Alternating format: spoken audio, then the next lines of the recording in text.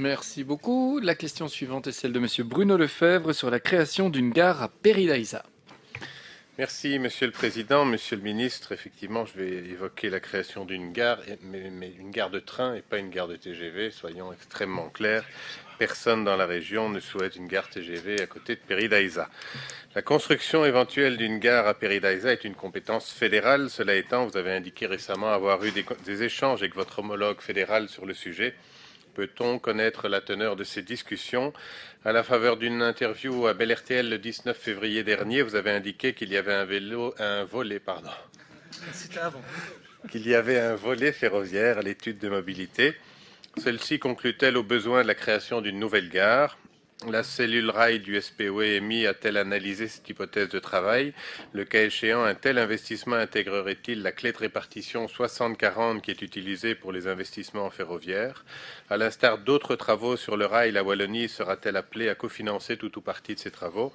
D'un point de vue planologique, cela nécessiterait-il une révision du plan de secteur et le cas échéant à l'initiative de qui?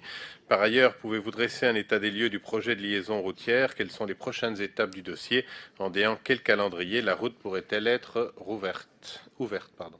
Je vous en prie. Merci Monsieur le député, Monsieur le ministre. Merci Monsieur Bruno, puisque tantôt j'avais Monsieur Lefebvre qui me disait qu'il ne fallait plus financer des travaux ferroviaires par la Wallonie. Et ici, dans la question, Monsieur Bruno me demande si la Wallonie va financer des travaux ferroviaires. Si vous me suivez depuis tout à l'heure, on peut récupérer 30 millions sur vos projets précédents. Voilà, c'était une taquinerie, monsieur le député. J'espère que vous m'en voudrez pas. Il est donc stipulé effectivement dans la DPR que l'accessibilité des sites touristiques doit être renforcée, notamment via les transports en commun et les modes actifs. Péridaïsa est un site touristique d'ampleur régionale, et je dirais même internationale, qui colle parfaitement à cette définition. Donc j'ai effectivement abordé la question de son accessibilité ferroviaire avec mon homologue fédéral, car l'étude de mobilité conclut que l'offre ferroviaire est largement sous-exploitée. La réticence des visiteurs à utiliser le train s'expliquerait par une faible desserte ferroviaire performante aujourd'hui et par un cheminement piéton perçu comme difficile entre la gare de Cambron-Casteau et l'entrée de Péridaïsa.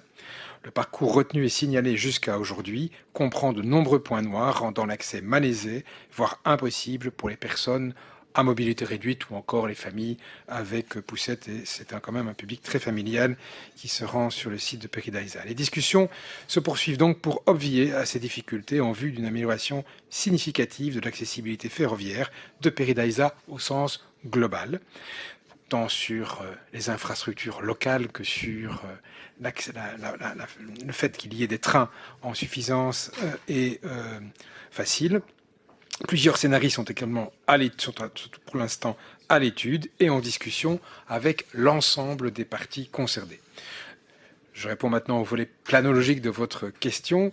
En vertu de l'article D422 du Code de développement territorial, une gare pourrait s'implanter en dérogation au plan de secteur. Donc il n'y a pas de difficulté de ce point de vue-là. Une révision du plan de secteur n'est donc pas nécessaire ou utile pour des aménagements, quels que soient d'ailleurs ces aménagements ferroviaires et gares. Au niveau routier, je vous confirme les propos que j'ai tenus lors de la rencontre du 22 janvier avec les bourgmestres des communes concernées, et vous étiez présent pour représenter le bourgmestre de Hatt, si ma mémoire est exacte.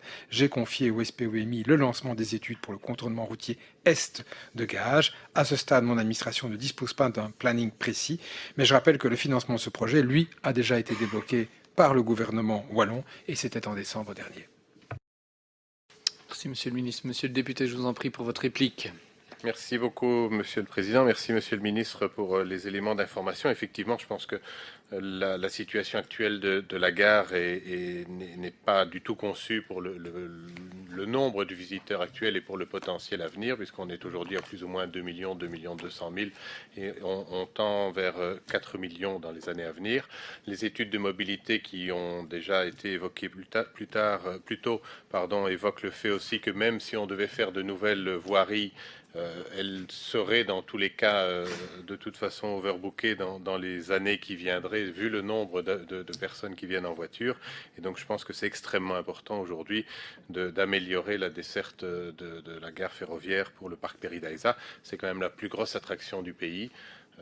Et comme Anvers, comme si vous allez côté français, sur le parc de Disney, vous avez aussi une desserte directement à l'entrée du parc. Et donc, je pense que vraiment, nous devrions nous poser sur le sujet pour éviter tous les problèmes que nous rencontrons aujourd'hui dans la région. Merci beaucoup.